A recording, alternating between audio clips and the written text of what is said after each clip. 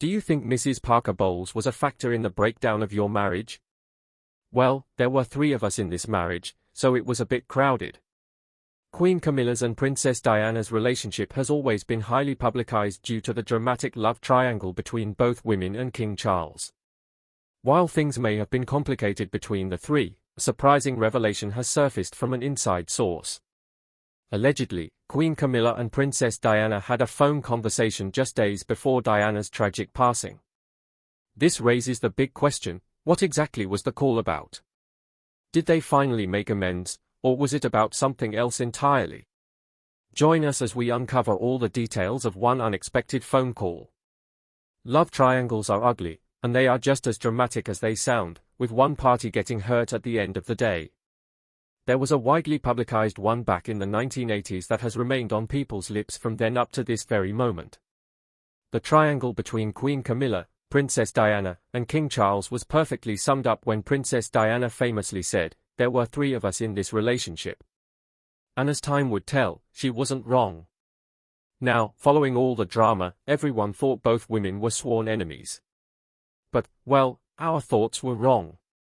Only recently, inside sources have revealed that there was indeed a last call between the 2 women, one filled with shouting as well as moments that were really touching and calm.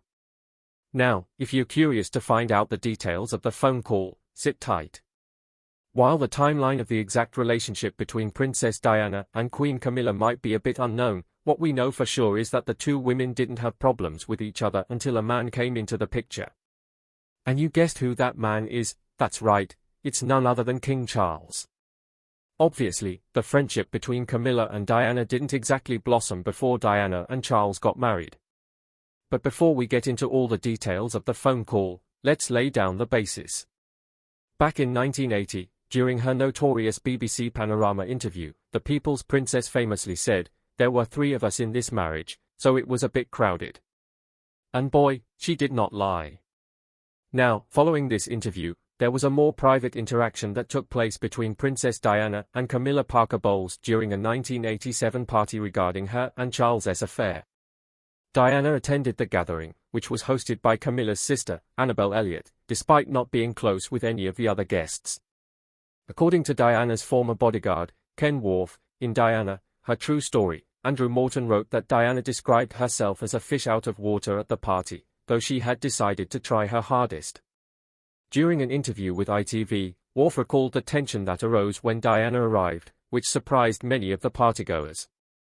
He noted that Diana did not have any particular friendships at the party, but upon her arrival, it felt as though time had frozen in a movie scene because of the surprise that she had even shown up. About an hour later, things became even more heated when Diana grabbed Worf and told him that she could not find her husband or Parker Bowles. Worf admitted that he could not refuse her request since she was clearly in distress. Eventually, they found Prince Charles and Camilla sitting on a sofa in the basement of the property, simply talking. In that moment, Worf recalled, Diana gathered the courage to confront them. Diana gathered the confidence to confront Parker Bowles for the first time. Addressing both of them, she told Camilla not to treat her like an idiot, saying that she knew exactly what was going on. According to Morton's biography, Diana also remarked that the situation must have been hell for both of them before adding to Parker Bowles that she had not been born yesterday. Even more confounding was Camilla's response. Worf admitted that he still was not quite sure what Parker Bowles had meant by her statement. He revealed that Camilla had replied with a comment he never fully understood, telling Diana that she had 2 wonderful boys. Although it had been an awkward exchange, Worf maintained that this was exactly how the events unfolded. As tension simmered beneath the surface of Diana's confrontation with Camilla, it became clear that this was not just a fleeting moment of marital discord, it was the unraveling of a carefully concealed truth. The pain and betrayal she felt that night were not born in an instant but had stretched back years to a time before Diana had even entered the picture. Diana initially thought Charles and Camilla were just friends and only found out about their history after she had said yes to his proposal. Charles and Camilla had met and fallen in love in their early 20s, enjoying a blissful 18-month romance. The young Prince Charles pursued Camilla with elaborately worded love notes and late-night telephone chats, realizing it was a very special connection. Why then did he end up marrying Lady Diana Spencer instead? This is the question that has lingered on everyone's mind.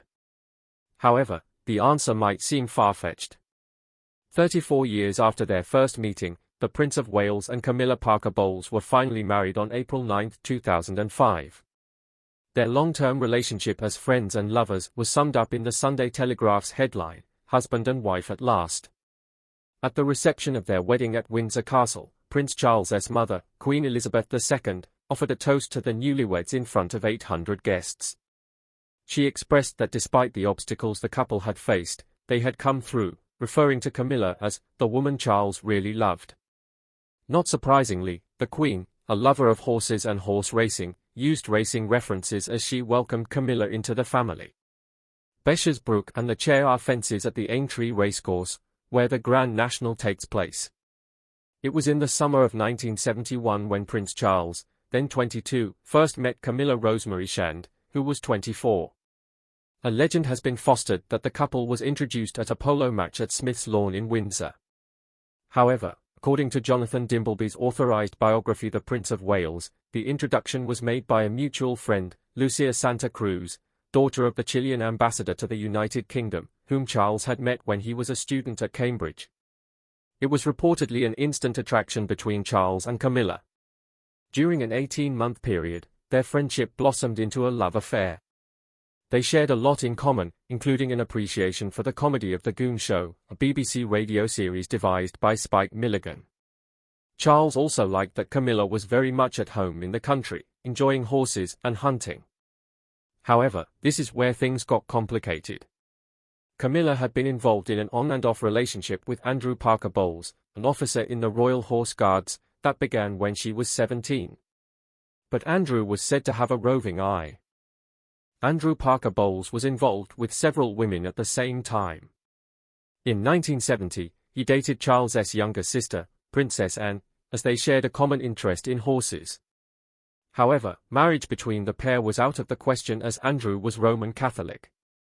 Meanwhile, Charles pursued Camilla with elaborately worded love notes and late-night telephone chats. He thought about proposing marriage in November 1972 but was hesitant about taking the next step because he was too uncertain about his feelings to ask Camilla to marry him. Camilla and Charles's last weekend together was spent at the Hampshire estate, Broadlands, in mid-December 1972. His great-uncle, Lord Mountbatten, was the only family member in whom Charles had confided about Camilla. Charles knew that his parents would not approve of the relationship. This view was supported by his godmother, Patricia, 2nd Countess Mountbatten of Burma, who later told biographer Giles Brandreth that the marriage wouldn't have been possible, not then. Camilla had a history, and you didn't want a past that hung about. Charles wrote to Lord Mountbatten, lamenting that, "This was the last time I shall see her for 8 months," after he and Camilla parted following their final weekend together. As part of his naval service career, Charles joined the HMS Minerva in mid-January 1973 for a 7-month voyage in the Caribbean. He was in the West Indies when he received the news that Camilla had become engaged to Andrew Parker Bowles on March 15. He wrote to his great-uncle about his disappointment that such a blissful, peaceful, and mutually happy relationship would come to an end. Charles's grandmother, Queen Elizabeth the Queen Mother, and Princess Anne attended Camilla and Andrew's wedding at Guards Chapel, Wellington Barracks, on July 4, 1973. Charles sent his regrets as he was still serving on the Minerva. Arrangements could have been made for him to fly back to London for the wedding, but it would probably have been difficult for Charles to watch Camilla walk down the aisle and marry Andrew. As Camilla settled into her new life as Mrs. Parker Bowles, raising their 2 children, Tom and Laura, in the country, her friendship with Charles remained platonic for some time.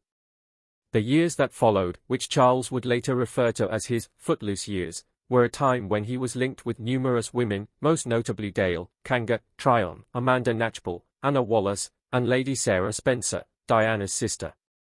Many believe that Dale Tryon had a real chance to marry Charles, but this was scuppered when a former boyfriend spoke to the press about their relationship. Charles was in Iceland when he learned that Lord Mountbatten had been assassinated by the IRA in August 1979. It was with Camilla Parker Bowles that he sought consolation for his grief. Indeed, Camilla was the only person to whom he could talk about anything. She was his best friend, his soulmate, and, after the death of his great-uncle, his lover. This second affair, which royal biographer Penny Junor believes started the year previous in early 1978, shortly after the birth of Camilla's second child, Laura, lasted until Charles's engagement to Diana in 1981. In 1980, the Duke of Cornwall purchased Highgrove House near Tetbury in Gloucestershire as a country home for the Prince of Wales. The estate was only 11 miles away from Bolhide Manor, Camilla and Andrew's home in Wiltshire. The purchase of the estate was an investment in his. The future was important to Charles, as he wanted nothing more than a normal family life, according to Lady Mountbatten. Now, while Charles and Camilla's relationship was somewhat blossoming, we can't help but wonder why he moved from Camilla to a commoner. Charles first took notice of Lady Diana Spencer in 1977. He thought her jolly when he visited Althorpe, the Spencer estate, in 1977 when he was dating her older sister, Lady Sarah. This relationship came to an end in early 1978. Lady Sarah and Charles were skiing at the Swiss resort Closters when Sarah decided to have lunch with two British journalists. There, she talked about her drinking and her battles with anorexia, but perhaps the most damaging of the kamikaze remarks, as journalist Tina Brown described her interviews, was her discussion of the Prince of Wales. "He is a fabulous person, but I am not in love with him," she said, "and I wouldn't marry anyone I didn't love, whether he were a dustman or the King of England." Shortly before one of the interviews was published in Woman's Own, Lady Sarah told Charles she had spoken to the press. Charles's response was cold and to the point, "You've just done something extremely stupid." Lady Sarah did not realize it at the time, but she had inadvertently made it possible for Charles to pursue her younger sister, Diana. Later that year, both Lady Sarah, who was by now Charles's ex-girlfriend, and Lady Diana received invitations to Charles's 30th birthday party at Buckingham Palace. The Parker Bowleses were also guests at the party. In the summer of 1980, Philip de Pass, a friend of Diana's, invited her to a house party that his parents were hosting at their home, New Grove, near Petworth. He added that the Prince of Wales was the guest of honor. It was at de Pass's house party where Charles first saw Diana Spencer as a potential girlfriend. Sitting next to each other on a bale of hay at a post-polo barbecue, Diana broached the topic of Lord Mountbatten's funeral and told Charles, "It was the most tragic thing I've ever seen. My heart bled for you when I watched. I thought, it's wrong. You're lonely. You should be with somebody to look after you." It was Diana's innocence and her sympathetic nature that first caught Charles's attention. They saw each other on and off for the next few months. In the first week of August 1980, Charles invited her to join his party on the Royal Yacht Britannia for the sailboat races at Cowes on the Isle of Wight. 1 month later, Diana was invited to Balmoral, where she stayed with her sister, Jane, Lady Jane Fellows, who was married to the Queen's Assistant Private Secretary, Robert Fellows, as they had a grace and favour home on the Balmoral estate. This invitation came from the Queen at Charles's request. Diana later recalled, "I was frightened because I had never stayed at Balmoral, and I wanted to get it right." Others at Balmoral included the Parker Bowleses and other friends of the Prince of Wales. Charles sought out Camilla's advice as he weighed the pros and cons of a marriage with Diana. On paper, Diana had all the right attributes, daughter of an earl with royal connections, and she did not have a past. That is, there were no worries about former boyfriends flogging their stories to the tabloids. Yet Charles had his doubts. But as the media frenzy grew, his father, Prince Philip, took matters into his own hands. He sent his son a letter advising him that it was time to make a decision, propose to Diana or let her go. Charles wanted to do the right thing for his country and for his family. He proposed to Diana at Windsor Castle on the 6th of February 1981. She accepted without hesitation, although she had. Diana had already suspected that Camilla Parker Bowles was more than just Charles's best friend. One of Camilla's friends told biographer Giles Brandreth that Camilla had encouraged Charles to marry Diana. Yet, Diana was suspicious of Camilla's guidance. But Charles, according to Dimbleby, tried to reassure Diana that Camilla had once been an intimate friend, but now, as he was going to marry her, there was and there would be no other woman in his life. Both Charles and Camilla accepted that their affair had come to an end, yet they remained close friends, as Camilla remained a touchstone and confidant. In what many describe as the wedding of the century, Prince Charles and Lady Diana Spencer were married on the 29th of July 1981 at St. Paul's Cathedral.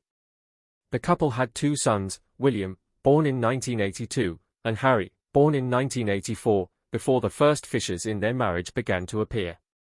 Apart from their children, Charles and Diana had few shared interests. By 1986, the marriage had collapsed. Two mutual friends, concerned for Charles, independently contacted Camilla and urged her to reach out to him. She picked up the phone to Charles, and their friendship restarted from there. Some years later, Charles would confirm that Mrs. Parker Bowles was a good friend but insisted he had been faithful to Diana until their marriage had irretrievably broken down. Charles's marriage to Princess Diana was dissolved in 1996. A year later, Diana was killed in a car accident in Paris. It was not until January 1999 that Charles and Camilla made their first public appearance together. Their engagement was announced on the 10th of February 2005, followed by the civil wedding and service of blessing at Windsor on the 9th of April, where they acknowledged their manifold sins and wickedness. Their wedding, though unconventional, marked the beginning of a new chapter, one in which Camilla would step into a more prominent royal role. But who exactly is the woman who captured Charles's heart and eventually became the Duchess of Cornwall? Camilla Rosemary Shand, known today as the Duchess of Cornwall, was born on July 17, 1947, at King's College Hospital in London. Her family split their time between the Lanes, an 18th-century country house in Plumpton, Sussex, and their London residence in South Kensington. Her parents were Major Bruce Shand, a British Army officer turned businessman, and Rosalind Shand, daughter of Roland Cubitt, 3rd Baron Ashcombe. Camilla grew up with a younger sister, Annabel Elliot, and a younger brother, Mark Shand. Interestingly, one of her maternal great-grandmothers, Alice Keppel, was a mistress of King Edward VII, a historical connection that would later draw comparisons to her own love story. Rosalind was deeply involved in charity work, volunteering at the Chile Heritage Foundation, which supported children with disabilities. Her father, Bruce, was a partner in a well-known wine merchant business, first with Block, Gray and Block in Mayfair and later with Ellis, Son and Vidler. On November 1, 1947, Camilla was baptized at St. Peter's Church in Firle, East Sussex. From a young age, Camilla was an avid reader, a passion instilled in her by her father, who read to her frequently. She also had a deep love for animals, growing up surrounded by dogs and cats. Her passion for horseback riding began early. She joined pony club camps and participated in local gymkhanas, winning rosettes at the age of 5. Camilla was sent to Dumbrell, a coeducational school in the village of Ditchling. At 10, she enrolled at Queen's Gate School in London, where classmates knew her as Milla. Among her peers was the singer Twinkle, Lynn Ripley, who later described her as a girl with inner strength and a magnetic confidence. One of her teachers, the celebrated writer Penelope Fitzgerald, recalled her as bright and lively. Camilla left Queen's Gate in 1964 with just one O-level. Her parents did not insist she stay for A-levels. Instead, at 16, she attended Montfertile Finishing School in Tolokienas, Switzerland. After completing her studies there, she spent 6 months studying French and French literature at the British Institute in Paris. On March 25, 1965, she made her debut in London's high society, joining 311 other debutantes that year. Moving away from home, she shared a small flat in Kensington with her friend Jane Wyndham, the niece of decorator Nancy Lancaster. Later, she upgraded to a larger Belgravia flat, living first with Lady Moira Campbell, daughter of the 4th Duke of Abergorn, and later with Virginia Carrington, daughter of the 6th Baron Carrington. Interestingly, Virginia was married to Camilla's uncle, Lord Ashcombe, from 1973 to 1979, and later became a special aide to Camilla and Charles in 2005. Camilla worked as a secretary for various firms in the West End before taking a job as a receptionist at the decorating company Sybil Colfax and John Fowler in Mayfair. However, she was reportedly fired for coming in late after a night of dancing. In her free time, she continued her passion for horse riding, attended equestrian events, and dabbled in painting, though she later admitted that most of her artwork ended up in the bin. She also had a strong interest in fishing, horticulture, and gardening. In the late 1960s, she met Andrew Parker Bowles, a lieutenant in the Blues and Royals. The connection came through his younger brother, Simon, who worked for her father's wine firm. Their relationship was on and off for several years. In 1973, their engagement was unexpectedly announced in the Times, reportedly orchestrated by their parents without their direct consent. This forced Andrew's hand, and he proposed. Camilla married Andrew Parker Bowles on July 4, 1973, in a grand Roman Catholic ceremony at the Guards Chapel, Wellington Barracks, London. At 25, she was marrying into a well-connected family. Her wedding dress was designed by Belleville Sassoon, and her bridesmaids included Lady Emma Herbert. The event was the Society Wedding of the Year, attended by 800 guests, including Queen Elizabeth II's daughter Princess Anne, Princess Margaret, and Queen Elizabeth the Queen Mother. The couple settled in Wiltshire, purchasing Bolhide Manor in Allington before later moving to Middlewick House in Corsham. They had 2 children, Tom Parker Bowles, born on December 18, 1974, and Laura Parker Bowles, born on January 1, 1978. Tom, who became a well-known food writer, ate normal food, they like puddings, they like cakes, they like tea. He is a godson of King Charles III. Despite their outwardly stable life, Camilla and Andrew's marriage eventually crumbled. In December 1994, after 21 years together, they divorced. Camilla initiated divorce proceedings, citing irreconcilable differences and years of living separately. Following her divorce, Camilla's long-standing relationship with Charles became more public. By this point, Charles was determined to integrate her into his life, declaring their relationship non-negotiable. Aware of the public backlash, he hired Mark Bolan to manage their image and help rehabilitate Camilla's standing with the press. In 1997, Camilla was involved in a head-on car accident while driving to Trove House. Fortunately, she and the other driver escaped without major injuries. Over the next few years, Camilla gradually transitioned into a more public role. In 1999, she and Charles made their first official public appearance together at the Ritz London Hotel for her sister's birthday. The event attracted intense media attention, with hundreds of photographers capturing the moment. By 2000, she was accompanying Charles on trips to Scotland for official engagements. The same year, she became president of the Royal Osteoporosis Society, a role that introduced her to the public beyond her relationship with Charles.